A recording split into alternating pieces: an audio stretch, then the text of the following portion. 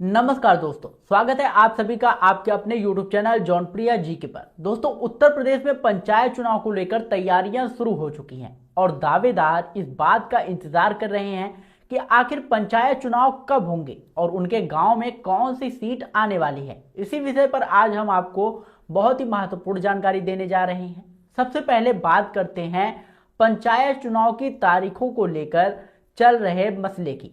तो दोस्तों, चुनाव कब होंगे, इसको लेकर हाई कोर्ट में याचिका डाली गई है। सुनवाई के दौरान हाई कोर्ट ने राज्य सरकार और राज्य निर्वाचन आयोग को कड़ी फटकार लगाते हुए कहा कि वे स्पष्ट करें कि पंचायत चुनाव कब कराए जाएंगे।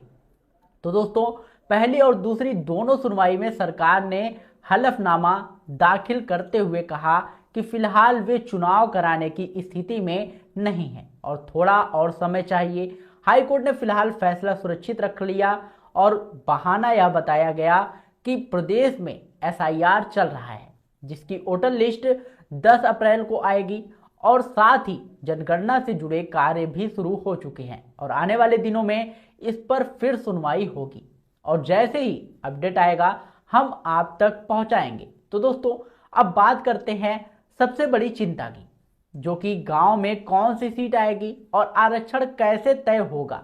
तो दोस्तों, 2026 में पंचायत चुनाव की तैयारी शुरू हो गई है और लोग जानना चाहते हैं कि इस बार रोटेशन किस तरह होगा।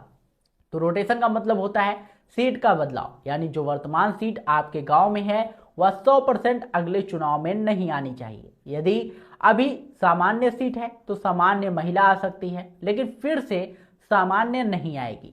अभी यदि सामान्य महिला है तो सामान्य आ सकती है, लेकिन सामान्य महिला नहीं आएगी। इसी तरह यदि ओबीसी सीट है तो ओबीसी महिला आ सकती है, लेकिन दोबारा ओबीसी सीट नहीं आएगी। और दोस्तों, यदि एससी सीट है तो एससी महिला आ सकती है, लेकिन लगातार एससी नहीं आएगी। लेकिन कई बार क्या होता है, लोग शिकायत करते हैं कि हमारे गांव में सीट बदली ही नहीं जाती। तो दोस्तों, बार बार वही सीट आती है। ऐसे मामलों में चुनाव आयोग के अधिकारियों की भूमिका पर सवाल उठते हैं। क्यों? और लोग मानते हैं कि कहीं ना कहीं सेटिंग भी हो जाती है। इसलिए समझना जरूरी है कि सीट कैसे बदलती है और किन बातों का कैलकुलेशन होता है और पंचायत चुनाव में आरक्षण निर्धारण राज्य सरकार के द्वारा गठित पिछड़ा वर्ग आयोग की रिपोर्ट पर आधारित होता है।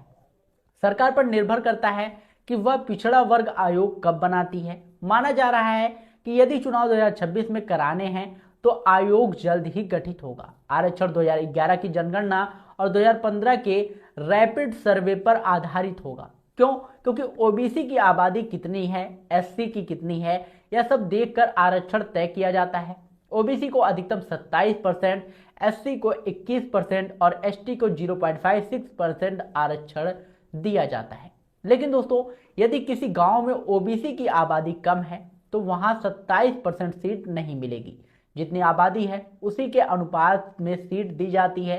अब सबसे अहम बात, आपके गांव में कौन सी सीट आएगी। तो दोस्तों, वर्तमान सीट के रोटेशन में बदलना ही होता है। उदाहरण के लिए जो है, आप मान सकते हैं यदि अब आपके यहाँ सामान्य सीट है और पहले ओबीसी रही है तो एससी सीट आने की संभावना ज्यादा होती है। यदि सामान्य सीट है और एससी नहीं आती है तो सामान्य महिला भी आ सकती है। यदि अभी ओबीसी सीट है और पहले एससी रही है तो इस बार ओबीसी महिला या सामान्य सीट आने की पूरी संभावना रहती है। यदि आपकी जो है अभी एससी सीट है और पहले सामान्य थी, ओबीसी सीट आने की संभावना ज़्यादा बनती है।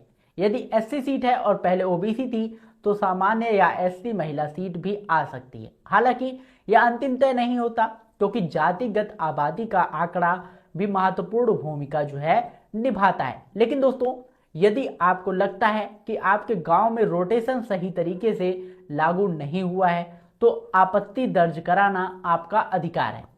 आप आपत्ति भी दर्ज करा सकते हैं। आपत्ति दर्ज कराने के लिए आपको 1 सप्ताह का समय दिया जाता है। इसलिए पहले से लेटर तैयार रखें, गांव के कुछ लोगों के साथ रखें और कारण स्पष्ट लिखें कि आपको यहाँ रोटेशन का सही पालन नहीं हुआ। अब बात करते हैं चुनाव कराने में देरी की संभावना पर। दोस्तों, सरकार के पास जनगणना और एसआईआर जैसे बहाने हैं, इसलिए उम्मीद है कि थोड़ा विलंब हो सकता है। लेकिन यदि सही समय पर चुनाव कराए जाते हैं तो यह जो है स्वागत योग्य होगा। अगर देरी की जाती है तो यह दर्शाता है कि सरकार जो है पंचायत चुनाव को लेकर गंभीर नहीं है। क्यों? क्योंकि पंचायत स्तर के लोग सरकार की नीतियों पर सवाल जरूर उठाते हैं और लोकतंत्र में भी सवाल उठाना जरूरी भी है। आप लोग अपनी राय जो है कमेंट बॉक्स में जरूर बताइएगा कि आपको क्या लगता है पंचायत चुनाव समय पर होंगे या नहीं। तो दोस्तों आशा करता हूं ये जानकारी आपको पसंद आई होगी। अगर वीडियो पसंद आया हो तो वीडियो को लाइक करिएगा, शेयर करिएगा और यदि चैनल पर पहली बार आए हो तो चैनल को सब्सक्राइब करके बेल आइकन जरूर दबाइएगा। क्यों? क्योंकि हम ऐसी महत्वपूर्ण अपडेट्स आप लोगों के लिए हमेशा लाते रहते हैं। मिलते हैं नई वीडियो में नई अपडेट के साथ, तब तक के लिए जय हिंद, जय भारत।